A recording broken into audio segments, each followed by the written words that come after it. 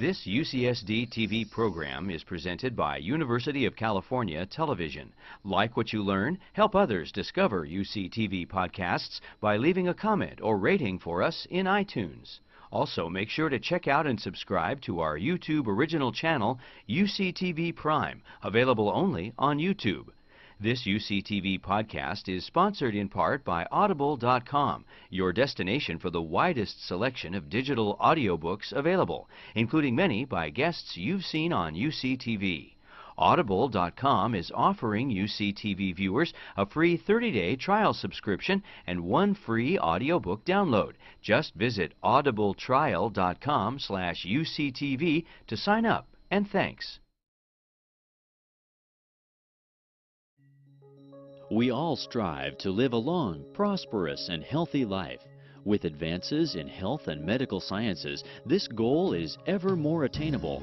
The Sam and Rose Stein Institute for Research on Aging is a non-profit organized research unit under the auspices of the University of California at San Diego, committed to advancing lifelong health and independence through research, education, and patient care. To better empower and improve the lives of young and old alike, the Stein Institute presents the following program.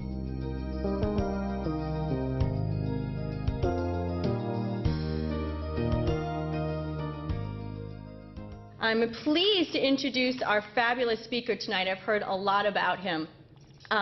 His talk, Elder Abuse, the Crime of the 21st Century. Our speaker tonight is Mr. Paul Greenwood. He's been a prosecutor since 1993, and he's been involved in the prosecution of more than 400 felony cases of elder and dependent abuse, both physical and financial.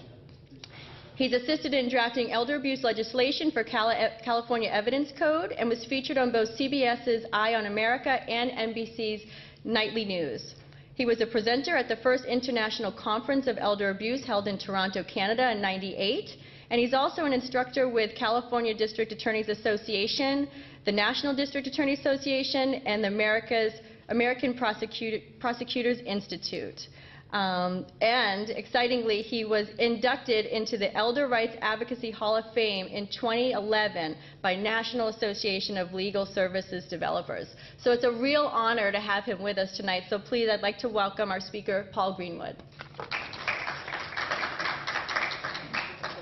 Well, thank you very much, Danielle, and good evening, ladies and gentlemen. Thank you so much for attending this public lecture. Many of you know my boss, the District Attorney Bonnie Dumanis. Bonnie is a good boss to work for because she's hands-off. But Bonnie gets very nervous whenever I go out and speak, because typically I don't use notes, and I have a reputation for putting my foot in my mouth. So tonight I'm here to tell you that whatever I say is not necessarily the policy of my office. Blame me, not my office, if you disagree with anything that I say, please. Those of you in San Diego will recognize this building. This is the Hall of Justice, and if you've ever received a jury summons and you live in that sort of central area, you may get the call to come down to the Hall of Justice. And if you have served as a juror, we want to thank you for that. If you get a jury summons, we hope that you will be able to serve, because it is one of the privileges of being a citizen of the United States, is to be a juror. Interestingly, from the UK, where I came, you are disqualified from being a juror if you're a lawyer or a priest or mentally ill. I've always chuckled about those three categories.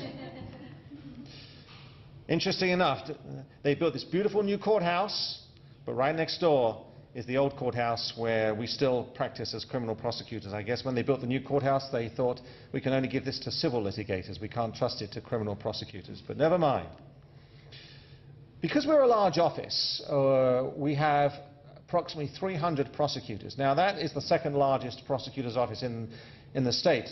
Not surprising, Los Angeles outweighs us quite considerably, but nevertheless, we are the second largest. And because we are 300, we can specialize in different areas. As you can see from this slide, we have different divisions. I work in the Family Protection Division. And on the same floor, we have a specific divisions for sex crimes and stalking. Stalking, for example, in the last 10 years has become a very serious, significant crime. In the next 10 years, I would imagine they will have even more of a separate division called Human Trafficking Division, because that is now another emerging crime, sadly, which is requiring a subset skill as a prosecutor.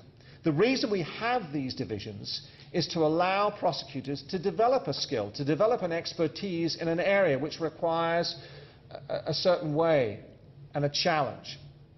And so I work in the Family Protection Division, where we have typically prosecuted child abduction cases, child abuse cases, domestic violence, and for the last 16 years, elder abuse. And the reason that I am in that division is because many of the challenges that I face as a prosecutor dealing with elder abuse cases are faced by prosecutors who prosecute domestic violence cases. And I think you can understand the correlation there. It would not surprise you to know that in many of the domestic violence cases, victims of domestic violence are sometimes hesitant to come forward and testify. And I think you understand the dynamics of that. And it would not surprise you, therefore, that in many of the cases I prosecute of elder crimes where the victim is elderly, there are times when that victim is also hesitant to come forward and testify. So we learn from one another as prosecutors, and we develop these skills which help one another. But I'm proud that we use innovative ideas in our office. This is one of the ideas that we use, using service dogs. I was never a great animal dog lover, but I've become so because I've seen the impact of these animals as they work amongst vulnerable victims, particularly young children who are victims of molestations and abuse, and sometimes vulnerable older adults. And they actually go to court sometimes with witnesses and victims, and actually sit in the witness box next to the victims and the witnesses. And during the break, what do? They just hang out on the court bench, and I love that. This program has become so successful that volunteers from around the county have said, we'd like to be part of this program. And so we now have a selection of all these wonderful service dogs to choose from. 16 years ago, the phone rang, and it was the boss calling me into his office saying, we want to talk to you. Why is it that whenever you get a call from your boss, you think you've done something wrong? So I walked in wondering, uh-oh, who have I upset? And I was given this assignment. They said, Greenwood, we've decided that we want you to go prosecute elder abuse. I had never heard of that term prior to that day. And so I asked, what is it? And the response I got was interesting. They said, well, actually, we're not sure ourselves. But we've heard from outside sources that it's a problem in San Diego, and so we want you to go find it and go prosecute it. And that was basically the instruction I had. Now, in our office, typically, prosecutors specialize in one particular area of crime for no more than 3 to 5 years.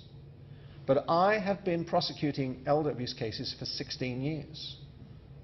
The reason is because 16 years ago, I was assigned this area of law that I knew nothing about, and slowly but surely discovered an area of law that was undiscovered, uncharted territory. And I was being asked to go into an area that really had never been tested before, and that interested me, it challenged me, it frustrated me, but it never got me to the point of being burned out with it. And every day that I wake up and I look forward to coming to work to renew that challenge and to discover and to learn. I'm a person that likes to learn by asking questions. There's a lot in this life I don't know. But one thing I've learned, and particularly from my father, who was a great communicator, ask questions, he would tell me.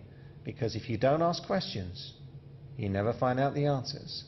And I don't know about you, but have you noticed in recent years, people don't ask that many questions anymore? I do a lot of traveling. I sit on airplanes, I sit on buses, and people just don't seem to be too curious these days.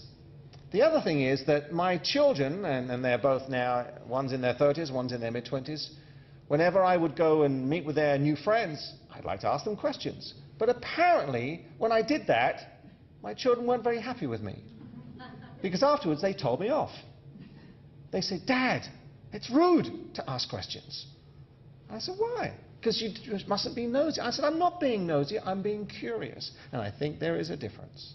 Curiosity is a good thing. But in any event, I started asking questions. What is it? What is elder abuse? I want to find out. Why isn't there a textbook? Why isn't there a manual for prosecutors on how to prosecute elder abuse? 16 years ago, there was very little material. And what I've learned in 16 years is that it's a crime, it's going unpunished, but it is very predictable. But unfortunately, it is escalating beyond belief, and that's why I have chosen the title, Elder Abuse, Is It the Crime of the 21st Century? And unlike some folks who apparently today mistook the century, we're not living in the 20th century, we are living in the 21st century today. So why is it escalating? Demographics tell us. By the year 2030, there will be over 70 million people in this country driving Buicks. I'm sorry to stereotype my victims, but 90% of all my victims own a Buick. And guess what? We're all living longer.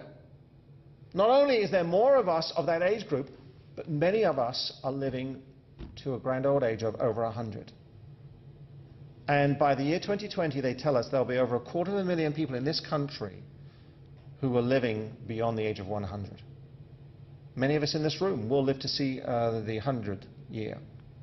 But you know what? This whole area of aging is reaching now national proportions. It's become a social concern because my generation, I'm 60, my parents are 89 and 90, many of my generation are now concerned about the welfare of their own parents.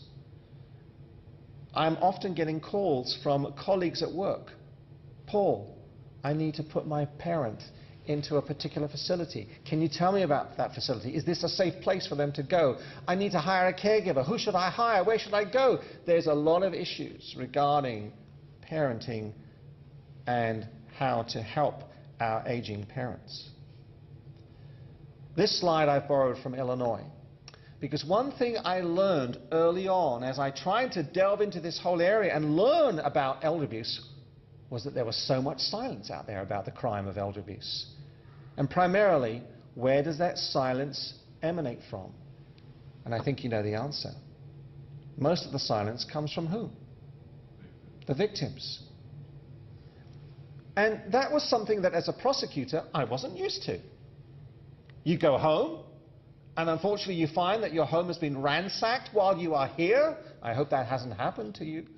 But if it has, first of all, you must never say, "I've been robbed." You have to say, "I've been burgled," okay? Because you have to be present to be robbed, all right? So you say, "I've been burgled," and then what do?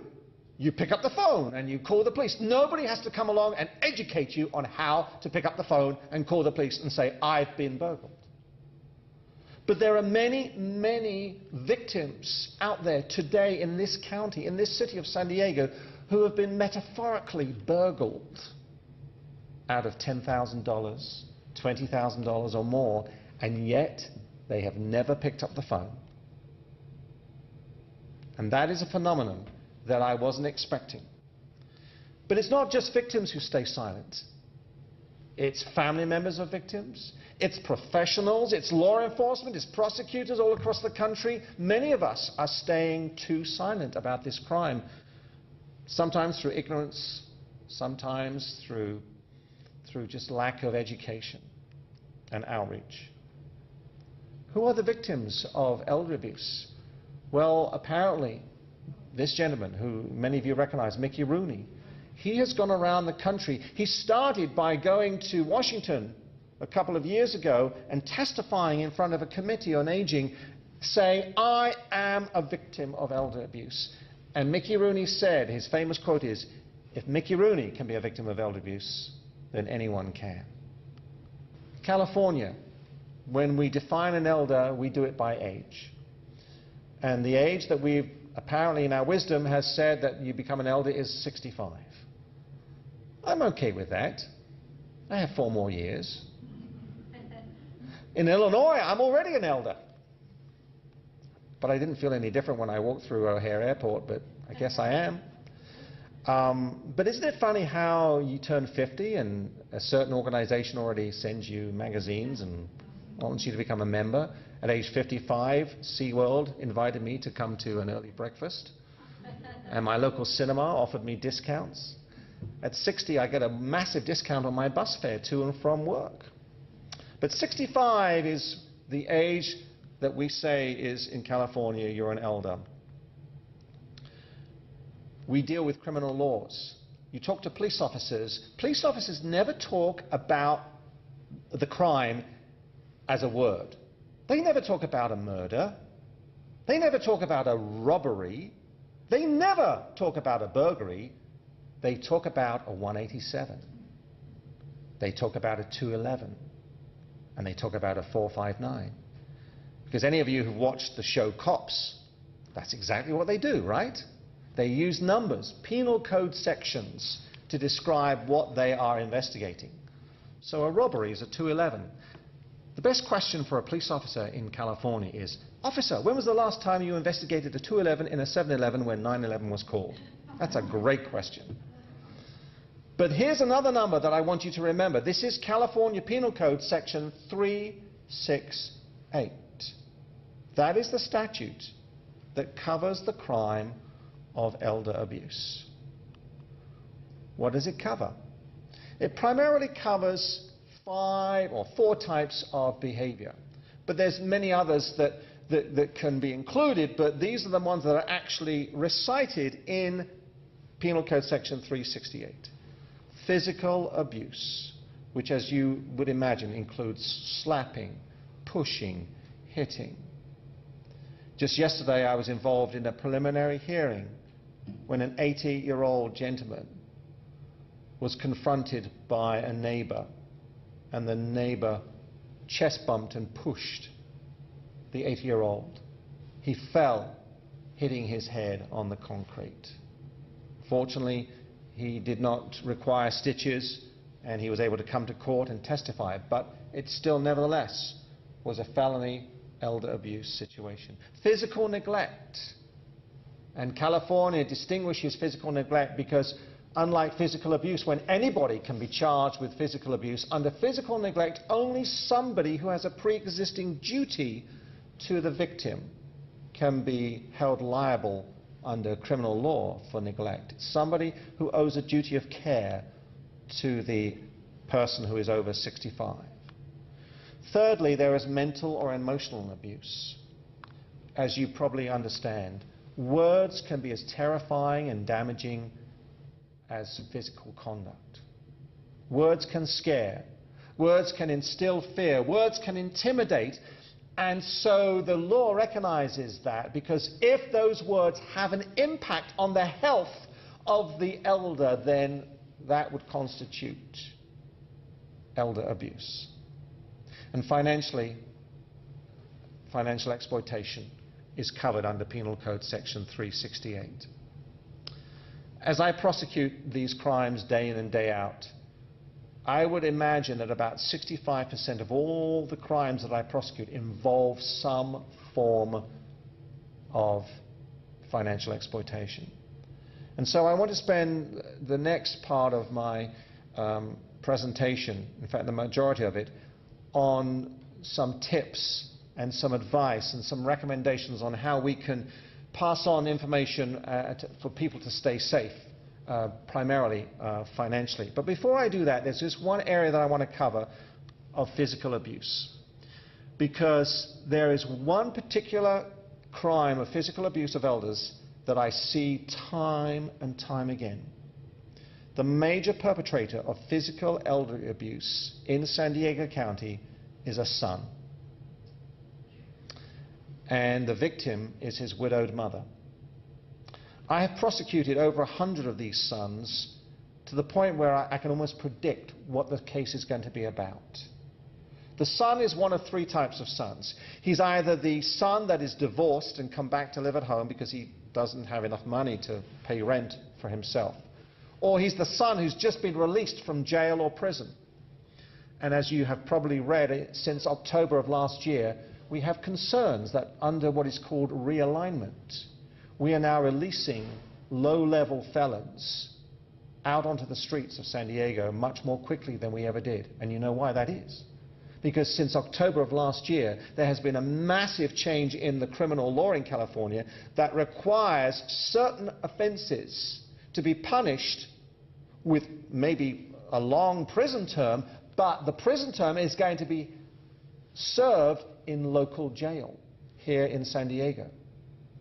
So what happens to the county jail here? The accommodation increases. What does the sheriff have to do? The sheriff has to release low-level prisoners more quickly in order to bring in these prisoners who are serving 5, 6, 8, 10 years in the local jail. So we're seeing more of these low-level felons getting released early and going back. And where do they go? They have nowhere to go except to their widowed mother's house. The third type of son is the son who is single and he's never ever left home. He's typically aged between 45 and 55 and he lives at home with his widowed mother. Now why does he do that? Because in the vast majority of my cases that I prosecute, this son is lazy. And whenever I talk to his mother, the victim, I say, how come your son isn't working? She says, he tells me he has a medical condition. I say, let me guess. He's got a bad back. She said, how did you know? And I say, it comes from sitting on your sofa 8 hours a day with your TV remote, watching your television. And I know I'm being a little cynical here, ladies and gentlemen, but it's true. These sons also have an addiction.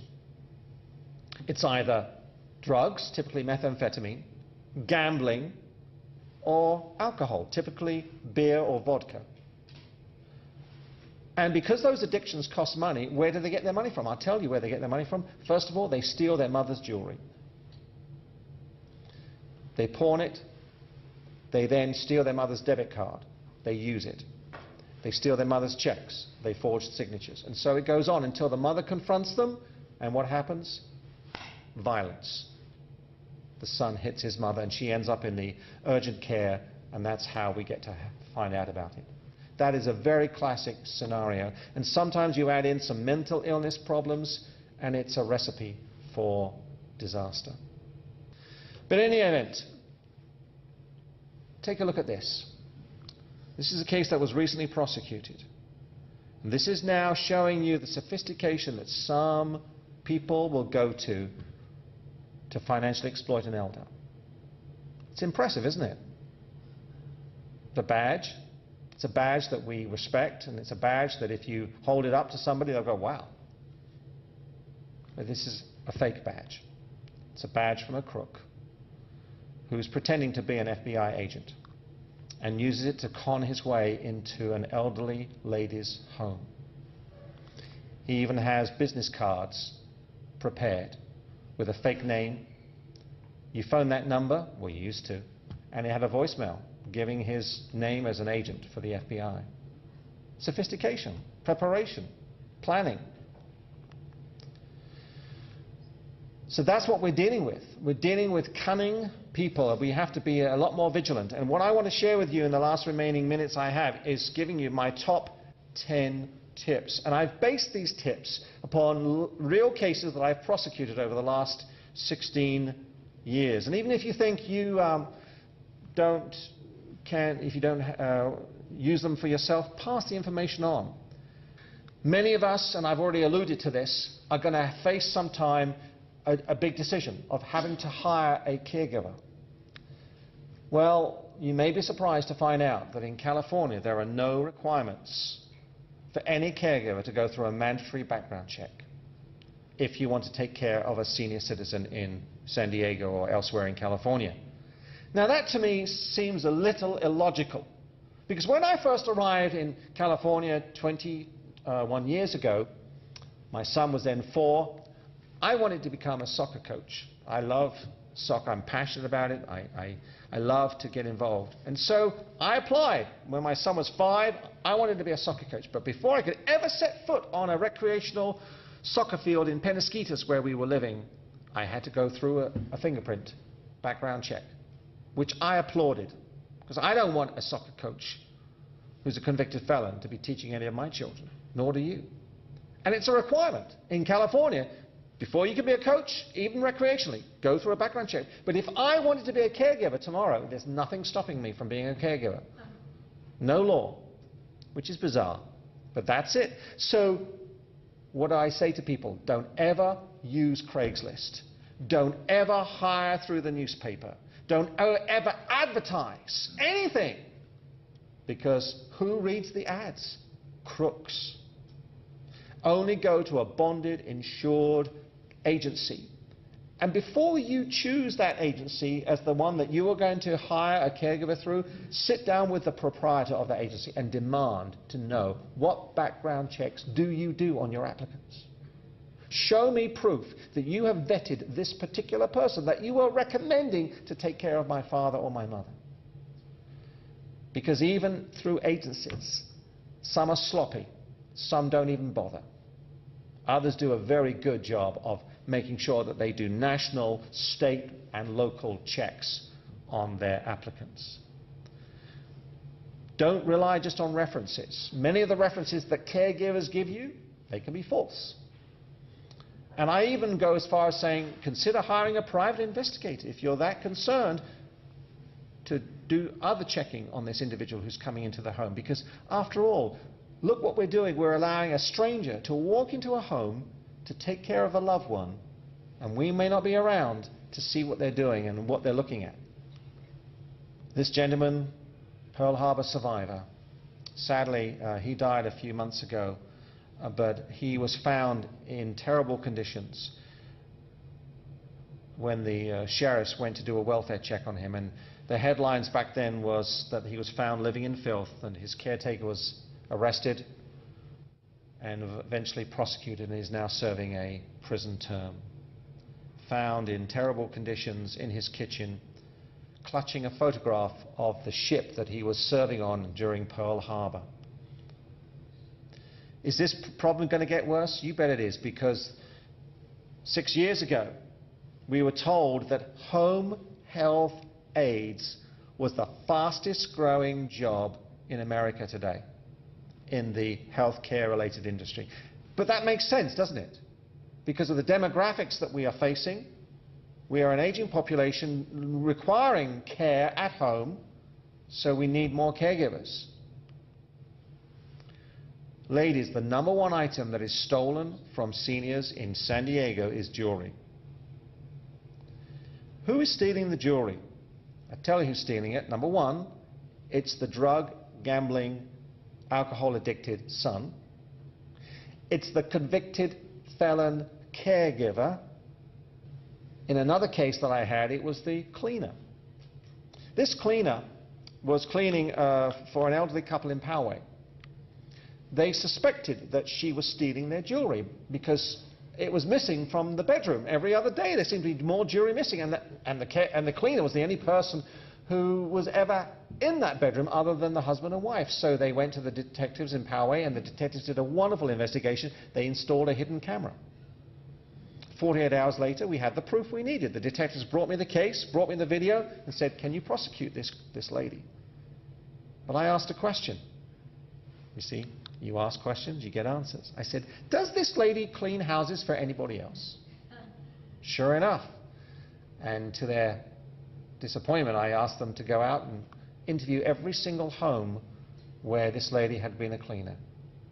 And what was interesting was that when they went and talked to these homeowners and advised them as to why they were there, the homeowners typically would say, what? She's been with us for 4 years. She would never do anything like that. Well, have you checked your jewelry drawer? When those homeowners checked the jewelry drawer, about 7 out of the 10 reported jewelry missing. But here was the problem. We had a restitution hearing after the defendant pled guilty. Very few of those homeowners could tell the judge what was stolen or how much it was worth. And that's why it is so important, ladies and gentlemen, to keep an inventory of all the jewelry, itemize it, anything of value, photograph that separately, and have it appraised, so that in the event that any of it does go missing, at least we have something to go by in terms for restitution. Who else is stealing the jewelry? Be very careful when you allow a tradesperson into your home. Always lock up your jewelry. In one of my cases, it was carpet cleaner. What a perfect job. Two carpet cleaners walk in. One carpet cleaner keeps the elderly couple talking. The other one goes to the rear bedroom, uses the high-powered vacuum to suck the jewelry down the pipe into the truck. So another type of person who steals the jewelry is the opportunistic thief. Knocks on the door. Hi, I'm a tree trimmer. I'm trimming the yard of your neighbor behind you. May I please take a look at the tree from your angle so I don't make a mess of it from your perspective? Without thinking, you close your front door, you walk down the side passageway with the tree trimmer, and he keeps you engaged at the bottom of the garden for 10 minutes. Meanwhile, his colleague runs into the unlocked front door, into the bedroom, snatches the jewelry out of the jewelry drawer and runs out. It happens all the time. Please, always use a shredder. And I'm sure you do, but you've got to encourage all your friends to shred every piece of information that has any identifying knowledge on it. Envelopes that have your name and address, shred those. Obviously, those irritating credit card application forms, shred those. Anything at all. And even though credit squeeze has affected all of us, credit card companies are still sending me those wonderful opportunities for crooks called convenience checks. You know why they're convenience checks, don't you? They're convenient for crooks, not for us. Please shred everything. Because unfortunately, there are people in San Diego whose profession is called dumpster diving. Their favorite day of the week is trash night. They love sifting through your trash and my trash, looking for information that they can then use against us.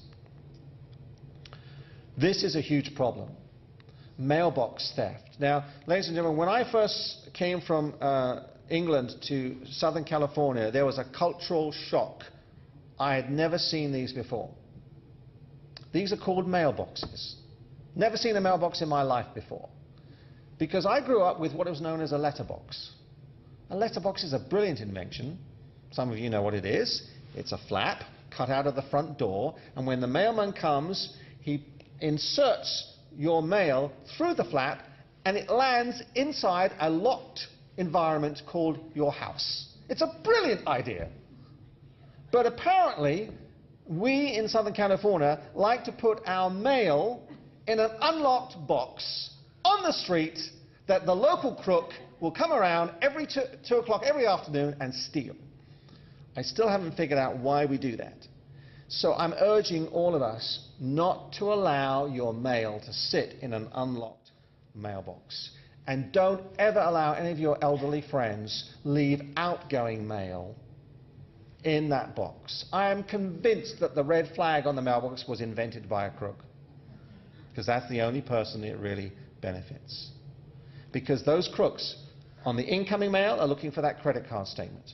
On the outgoing mail, they're looking for the check that is inside the San Diego gas and electric utility envelope, so they can whitewash out the payee information and put in new information. These chemicals they use today are so good that by looking at it with a naked eye, you cannot tell that it's been altered.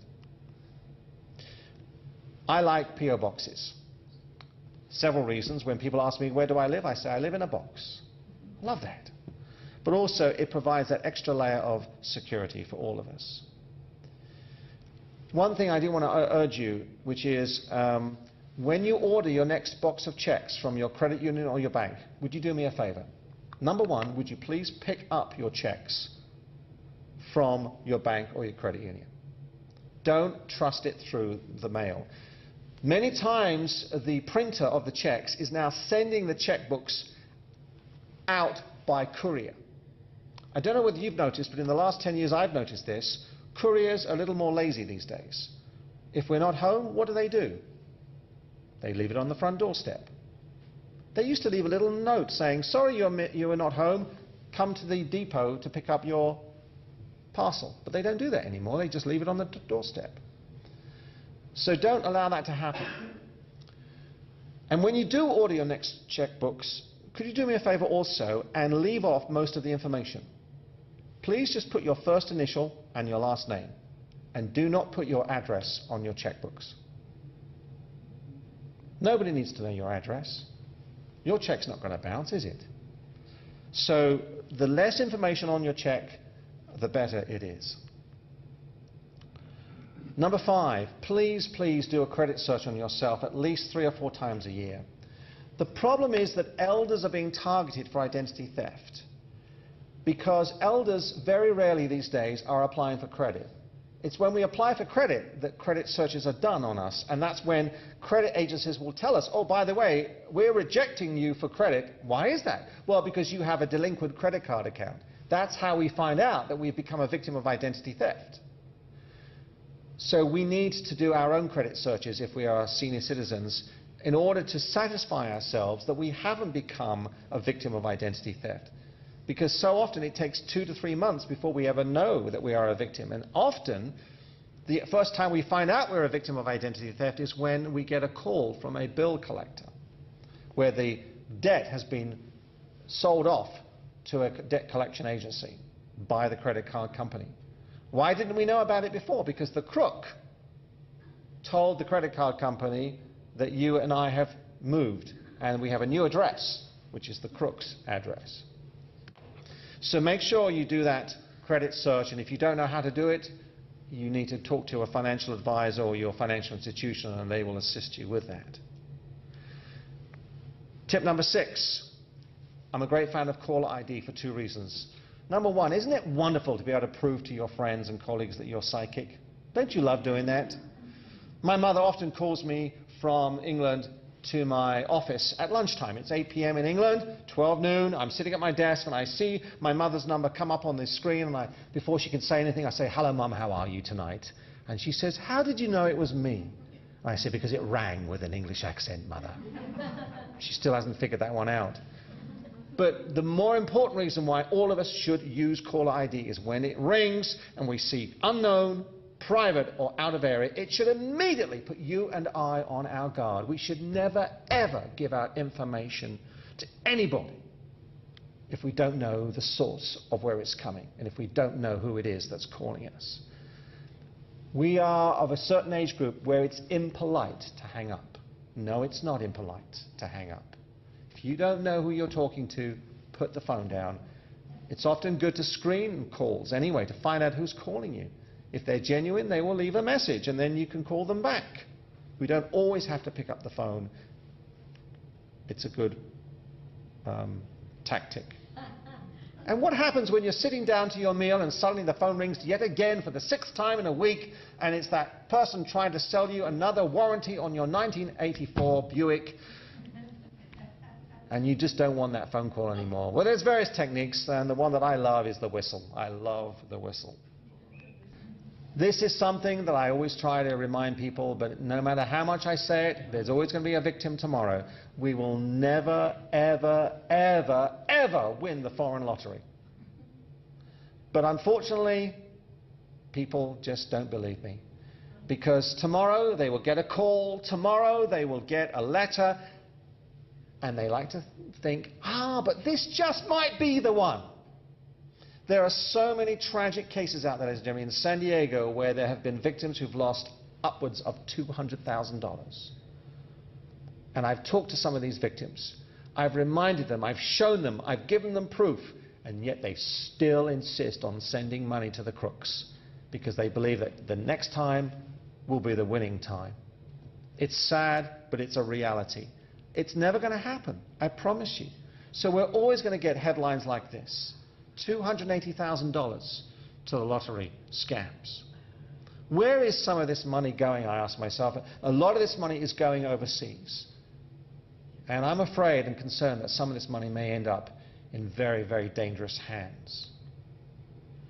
This is Doris. Doris has allowed me to use her story because Doris was courageous enough to go onto the television. Doris is on a fixed income. She's a wonderful lady. And she has to watch every single dollar. An envelope came through the mail one day, and she was intrigued. We all recognize the logo, Pepsi. There's a corporate address from Chicago. It looks impressive. But there's something else on this envelope which will show you and I that this is a fake. And if you look closely enough, you will see the clue that I'm talking about. Because on that envelope, there is language other than English. It's French, exactly. Which gives us a clue as to where this envelope really came from. This envelope didn't come from Chicago, it came from Quebec. Montreal is known as the boiler room headquarters of North America, where many of the scams originate from boiler rooms, and mail comes out of Montreal. Inside the envelope was a letter. Inside the letter was a check. The letter describes how Doris has become a millionaire. She's going to get her check in a studio live in front of millions of people, and she's now in line to win $1 billion. Have you ever known anybody win a competition with $1 billion? I don't think so. But they put in red the phone number for her to ring. There's a check inside the envelope, and the check is for $5,400. She calls the number. They say, yes, you've won $1 million. Here's some of the money because we want you to be able to pay that into your bank and pay the taxes so that you can then receive your winning prize. She deposits this check. And it was to my surprise, the bank actually gave her money back. She asked for $3,700. That was what the crooks told her to get out, was $3,700 to pay for the taxes. She took cash of $3,700. She went down to MoneyGram at Walmart and she wired $3,700. 24 hours later, Doris's bank called her and said, this check is no good and we are freezing your account. You owe us $3,700. Poor Doris. She was beside herself, and she did a smart thing. She went onto the television to tell her story, and fortunately her bank reversed their policy and they took the loss, as they should have done. But it's just a reminder of what these scam artists will do. So if you get a letter that purports to be congratulating you, shred it. It's worthless. This gentleman, who was a retired businessman, got this check for $299,000. 2 days after he received it in the mail, he got a call from the crooks saying, terribly sorry, we sent you too much money. Can you wire back $125,000? And he actually had $125,000 in cleared funds, and sadly, he wired it back, only to be told 7 days later by his bank that this was a bogus check. And so it goes on. And of course, any of us with emails, accounts, from time to time, we will get solicited by crooks asking for an American bank account. Please, can you help me? It's a variation on an old scam. Don't even respond. Please don't respond to these emails, because these guys are dangerous. They'll pursue us, and they're relentless. I do respond to them because I'm curious, and it's part of my job. I would never do it from home. I only do it from work. But they respond to me. And how many grandmothers do we have tonight? We have a few. So Grandma, if I may call you Grandma tonight, you're home tomorrow and the phone rings and there's a male voice on the phone and he says, Grandma. Don't believe him. And you go, who's that? Oh, come on, Grandma, you know who it is. Is that you, Eric? Now he has his identity. What will Eric tell you? He'll tell you that he's in jail in Vancouver or some other city. What are you doing in Vancouver, you ask? Good question. He has an answer for you. I've come up for a friend's wedding. It's a destination wedding.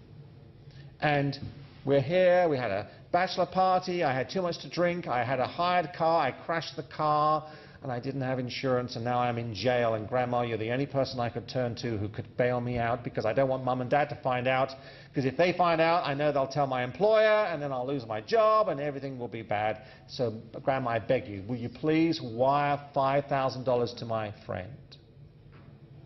And it's amazing how many grandmothers in San Diego fall for this. These crooks have an answer for everything, because the grandma will say, but it doesn't sound like your voice. You know what the answer is? Well, when I crashed the car, I hit a lamppost and I broke my nose. So that's why I don't sound like I normally do. This is a scam. Your grandson will never be in jail in Vancouver. But if he was, let him stay there. Serves him right. Just don't fall for it. It's happening every day in America, this grandma scam. Tip number 8. If you know somebody who's elderly who is suffering from some blindness or other short-sightedness or whatever, and they cannot read their bank statement, recommend that they allow their bank statement to go to a financial advisor or a trusted member of their family or some other person who can read over. I base this upon one very sad case. The grandmother was blind. She was 85. She allowed her 25-year-old drug-addicted granddaughter to move in with her. She didn't know her granddaughter was drug-addicted. And the granddaughter got hold of her grandmother's debit card and withdrew $300 every day. Heroin is a terrible addiction, and it's a costly drug. The grandmother relied upon granddaughter to tell grandmother that everything was fine with her account when the bank statement arrived. And it was only when the $55,000 had evaporated that the bank called grandmother to tell her she was overdrawn. That was the first inkling she had of anything that was wrong. Because it only takes a matter of seconds for a person to look at a bank statement and know that something is clearly wrong, because every statement tells a story. Tip number 9.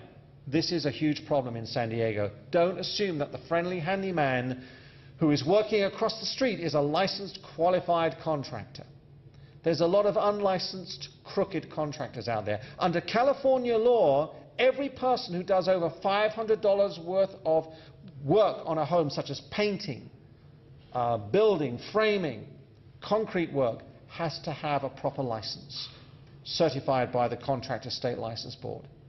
The reason there are so many unlicensed contractors out there is because they are unable to get a license. And you know why they are unable? Because they don't qualify, because they're a convicted felon.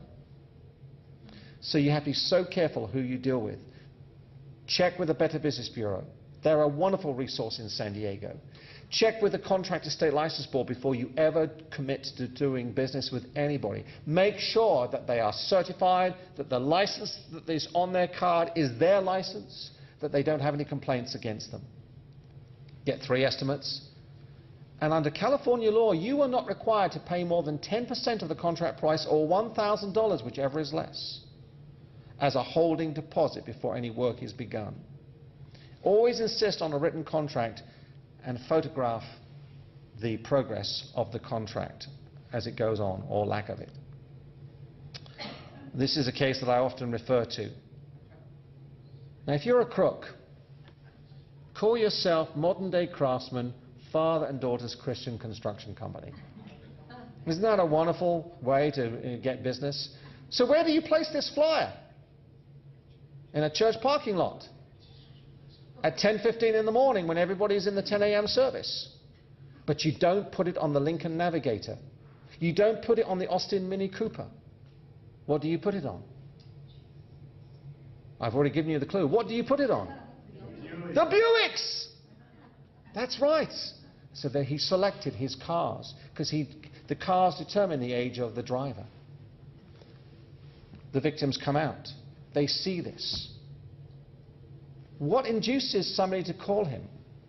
Scripture, patriotic symbols, the fact that he is Father and Daughter's Christian Construction Company. I love this phrase, we will do anything from cleaning a toilet to building a house. Fortunately, the person who was the crook did, I believe, clean a few toilets. But it induces people to call him, and when they call him, he goes out there, he draws up a contract, and they sign the contract. But he never says how much the contract is for. He just says, pay in full at completion. But at the beginning of the day, he got my victim to write out a check for $1,324. She thought that was the total. He goes straight off to the bank at 9 a.m. in the morning. The bank get very suspicious of him, and they do the right thing. They call the customer. And she says, no, don't worry, they're fine, they're here doing the job, give him the money. I fast forward now to 4 o'clock in the afternoon. By that time, my victim realizes she made a mistake, she should never have hired these guys, but she's afraid of them. They're big, they're burly, and they're terrifying. She just wants them to leave. She doesn't want to confront them, but to her shock, the defendant comes into her house again and says, get your checkbook out. She says, but I paid you this morning. "Oh, no, no, no, that was just for materials," he says. "You owe me for labor." And he says, "You owe me $4,200. Now, my victim was very logical and calm. She thought, I'll write out the check. When they leave, I'll call the bank, I'll put a stop on the check, and then I'll call the police to come and protect me when these fellas come back. She hands him the check. To her shock, he says to his men, "Stay here." Because he knows that the bank is going to call her again. He rushes off to the bank. The bank does indeed call my victim, but this time she's surrounded by some workmen. And when they call, she hesitates, but eventually she says, "Yes, pay him." He comes back, picks up his workmen, and they leave. She's sitting at her kitchen table. She knows she's a victim of a scam. There's the telephone. She's crying her eyes out. Who does she call? And that's the answer: nobody. Because I come back to that first slide I showed you. Because silence is what we deal with, is what we battle against. Why didn't she pick up the phone and call the police? She's embarrassed. She doesn't want someone to find out. Who is it that she didn't want to find out? Her children. So how did I get this case? And it was such a wonderful case. How did I get it? Because the bank did the right thing. They knew that something was wrong with that second phone call. They picked up the phone. They called Adult Protective Services. And many of you have met Pam Smith, who was here 2 months ago. Adult Protective Services paid a visit to my victim. The victim finally confided in Adult Protective Services. APS then called the law enforcement in. They did a wonderful investigation. They brought me the case. I prosecuted. But when I did so, and I brought in the victim to testify against William Petrie, the first thing she begged me was, "Mr. Greenwood, I beg you, don't tell who." My children. I said, "I have no reason to tell your children." And I didn't. But that's what we are dealing with, ladies and gentlemen. And so we get lots of these kinds of cases of building construction, so be very careful who you hire. Because we're living, sadly, in a very dangerous world. And you pick up the newspaper or you turn on the 11 p.m. news, if you can stay awake that long, and you learn about home invasion robberies. You learn about people being attacked in their own homes. So always have a second line of defense at your front door. Watch out for people who come posing as officials who want to gain entry to check your water meter or your water pressure. Don't let them in unless you know ahead of time that the company has sent a letter, that it's official. Don't allow people in. During this hot weather, one of the popular scams is for you to get a knock on the door from a young lady with a baby in her arms. She says, "Can I come in? My baby is in distress. I need some water." Everything inside of us wants to help that young lady and her baby. And instinctively, we open the door, we let them in. Don't let her in. Because while you are in the kitchen, getting that glass of water, she is in your bedroom stealing your jewelry and running out.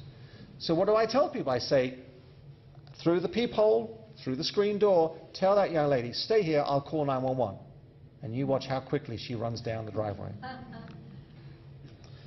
Sandy is one of my favorite victims. Many of you know Sandy.